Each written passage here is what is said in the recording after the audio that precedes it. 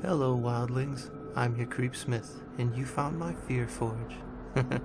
Lucky you.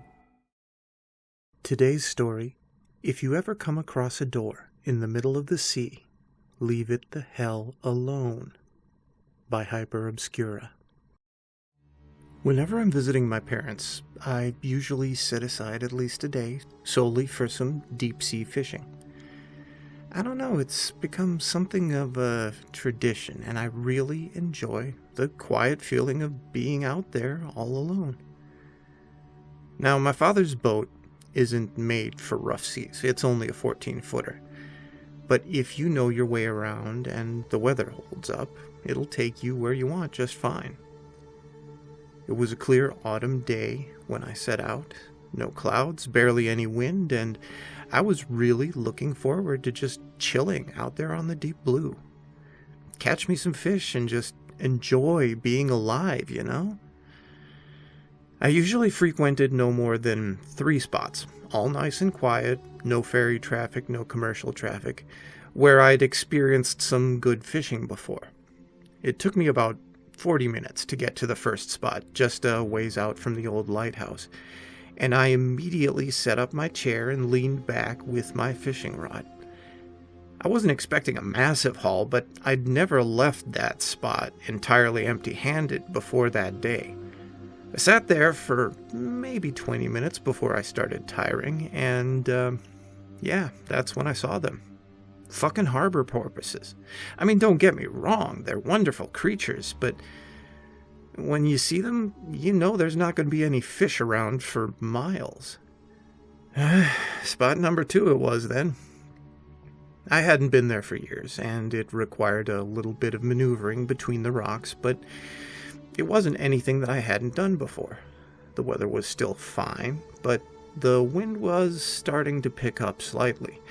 It took me another 40 minutes to get there, but it was worth it. You could see the far peninsula from that particular spot. It was a truly beautiful place, and the tourists loved it. I sat there for about an hour idle before I realized something was up. It shouldn't have taken that long to catch anything. I stood up, looked around, and I quickly noticed something bobbing up and down in the water, just barely noticeable over the waves. Fuck me, a harbor seal. Yet another sure sign that there would be no fish for miles. Those fuckers, I mean lovely creatures, they're even worse than the porpoises. Excellent hunters, hated by all the fishermen. I shouted at it in frustration and started the engine yet again. I wasn't giving up yet, and I still had the third and final spot to explore. It had been maybe 3 years since I was there, and for good reason. It wasn't an easy place to find, nor to maneuver to. This took me an hour. Way too long, but I had to be extra cautious. See, I used to know every hidden rock, every hazardous stretch by heart, but I was getting rusty. I was almost there when the unthinkable happened. I hit something, and I hit it hard. I wasn't even going that fast, but the impact nearly threw me overboard. When I finally came to my senses, I couldn't believe what I was seeing. It was a door. Not a floating door, not like debris or anything, but a solidly rooted wooden door. Horizontal in the water. It was just painted a clear white, had a finely adorned frame. The handle was one of those curved metal ones with like a gargoyle figure at the end of it. It looked like something out of a Gothic mansion or something, and I just stood there, staring at it for minutes. I just couldn't figure out what to make of it. I mean, should I call someone? Mark it down on the map? In the end, I did the only thing that made sense. I kicked it, carefully, just a few light taps with the boot to begin with, and then harder until I was finally stomping down on it with all my might. Didn't budge, whatever it was. It wasn't going anywhere. So, yeah, I did it. Now, listen carefully. If you ever come across anything remotely similar, don't be a jackass. Don't be stupid.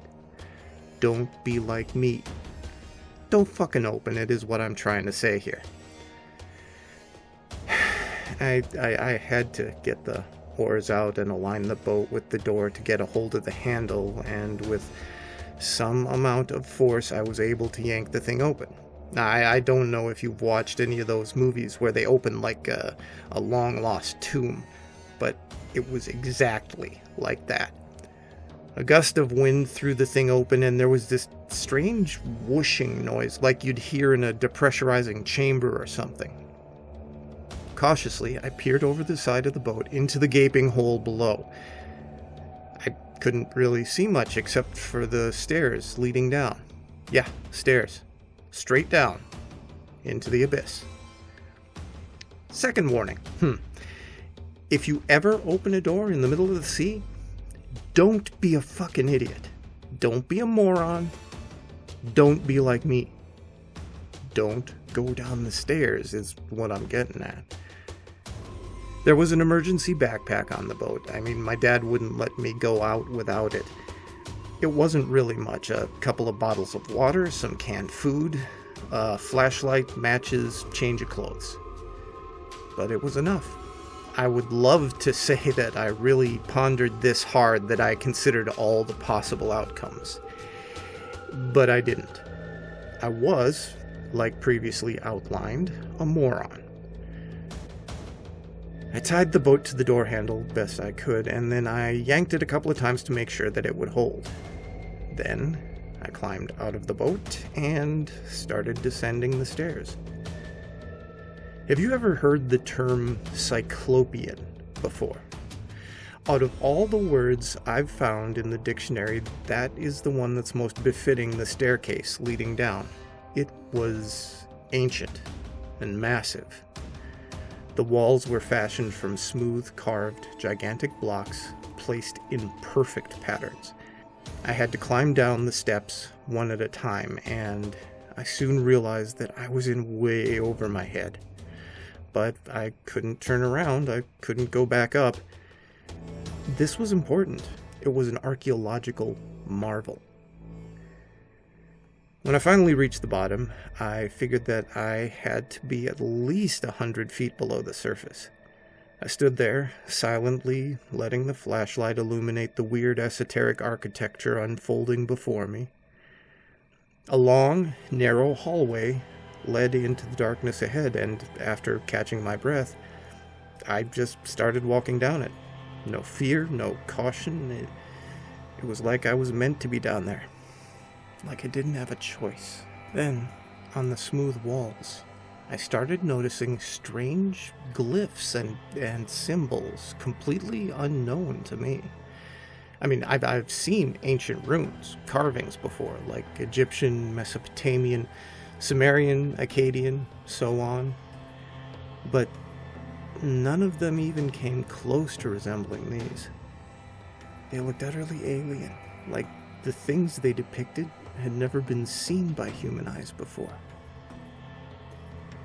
After walking for about 10 minutes, I came to a cross-section, and I had to make a choice. I knew that I could easily get lost down there, so I spent a while trying to figure out which would be the best way to mark my path. I didn't really want to touch the walls, so instead I figured I'd just splash some drops of water on the floor at regular intervals, marking where I had already been. I chose at random to take the right path and kept walking, amazed, awestruck by the sheer size of the place. I don't know how many of those sections I passed through, but it had to be at least 5. I chose a random path every time, making sure to remember to splash a decent pool of water where I'd come from. At some point, the hallway started getting smaller and smaller until I barely fit in at all, and I don't know if any of you are claustrophobic at all, but I kinda am. more so now. Extremely so now. But still, I pushed myself ahead, easing myself further and further in. And then I started hearing the noises. There's this sound from my childhood I'm never gonna forget. I was at my granddad's farm, and he was showing me how to properly slaughter a pig, only I don't think proper was the correct term. He brought a large axe down on poor Piggy's head and continued to chop into the soft flesh of the neck until it stopped moving. That sound of the axe working its way deeper and deeper into the flesh, that exact sound was echoing through the halls, followed by desperate, animalistic, high-pitched wails. And I freaked out. I don't mind admitting it. At that point, I finally snapped out of my Indiana Jonesy little self and ran feverishly back the way I'd come. The wailing soon died out, but another noise immediately replaced it. I really couldn't hear it well at first because I was busy panicking. It was the sound of naked feet slamming into the ground. As I reached a crossing, I had to slow down to get my bearings, and that's when I heard them. And when I saw it. It was coming towards me unnaturally fast, leaping into the air at erratic intervals. To this day, I still don't know how to really describe it. I don't think that our language, or any language, really has words enough to properly depict that horrible thing. It was large, like twice my size, running on 6 elongated limbs, only they weren't really limbs. They were like tentacles, but with bones bending hideously in crooked angles in all the wrong places. Its skin was leathery and pale, almost appearing luminescent in hue. The head I can describe. That was the most human part of it. It had teeth. That was it. But not like fangs or anything. Human teeth. Huge, square, oversized human teeth completely making up the entirety of its head. I was done for. I just knew it. I was dead. I fell to my knees. I closed my eyes, crying, shaking, awaiting what I hoped was a swift and painless end, but it never came. Instead, the creature simply brushed past me, furious with hurry, knocking me into the wall with immense force and continuing down the hallway. A few moments later, I couldn't even hear the sound of its strange limbs anymore. I stumbled back to my feet in a state of utter shock. It took me a while to realize what had happened, and a little bit longer to realize that I was fucked. The flashlight was gone. I found pieces of it on the ground as I scrambled around, panicked in the pitch blackness, but it was broken beyond repair. I fumbled in my pockets for my phone. It did have a light, but it was pretty shitty. But it had to do. I had to get back as soon as possible.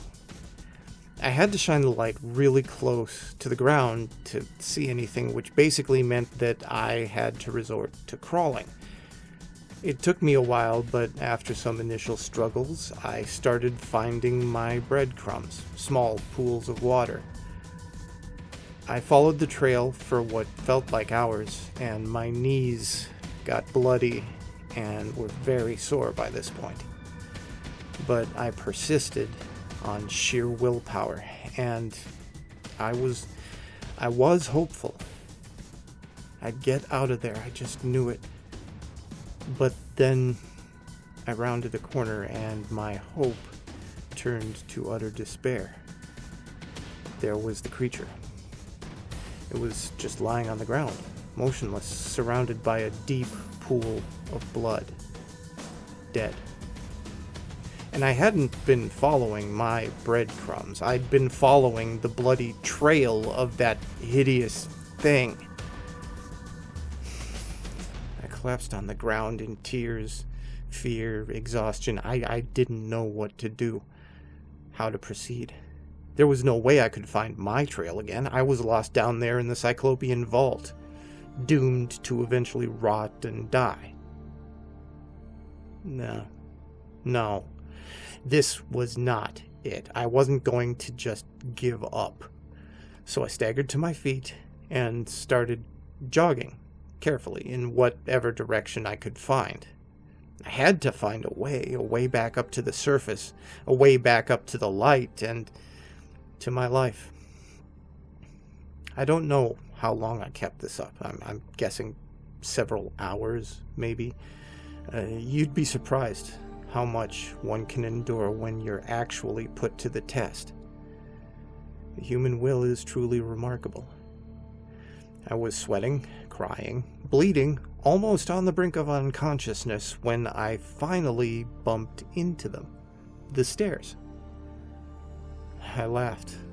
I laughed long and hard.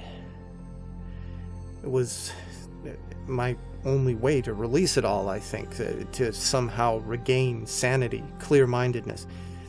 I don't know, I'm no shrink, but I can tell you that I climbed those steps with an intensity and a speed that I have yet to match. And as I threw that door open, filling my lungs with fresh, salty sea air, I have never in my life felt more alive. I carefully climbed out of the abyss, only to realize I had no idea where I was. And the boat was nowhere to be seen. I couldn't, for the life of me, recognize anything around me. I mean, nothing on the shoreline stood out, no buildings, no landmarks. I was lost. And it was getting dark. And I was cold. Was this it? After all that had happened, I was going to freeze to death on a door in the middle of the sea. Well, I can inform you that I didn't freeze to death, that is. I still had power in my phone, so I was able to call my dad and give him the coordinates from my GPS. He contacted the Coast Guard, who found me grabbing onto the debris of an old wooden door about 45 minutes later. I was miles away from my boat. Hundreds of miles. I can't even begin to explain how or where the door had gone. I could have sworn I was sitting on it when the Coast Guard picked me up, but then again I was pretty out of it. So I guess I can't really accurately remember. I told them what had happened. I told everyone I met what had happened. No one believed me. Of course, how could they? It was just some silly hallucination caused by hypothermia and extreme thirst, right? Look, all I know is that if I ever see a door out at sea again, I am turning the fuck around. I'm still not sure what's down there. What that creature was. How it got there. Or how the place can even exist. But the thing that scares me the most, the thing that keeps me up at night, the thing that I so often revisit in my nightmares, is this. Given the size and strength and speed of the creature that brushed past me, the creature that ended up dead, I can't even begin to fathom the size or strength or horror of whatever killed it. There is something alien, monstrous, horrible beyond words down there. And I don't ever want it found. Yeah, maybe that whole thing about the ancient lost city of Atlantis isn't so much bullshit after all. Then again, is it really a place you want to find? Stay scary, wildlings, and make the most of your nights.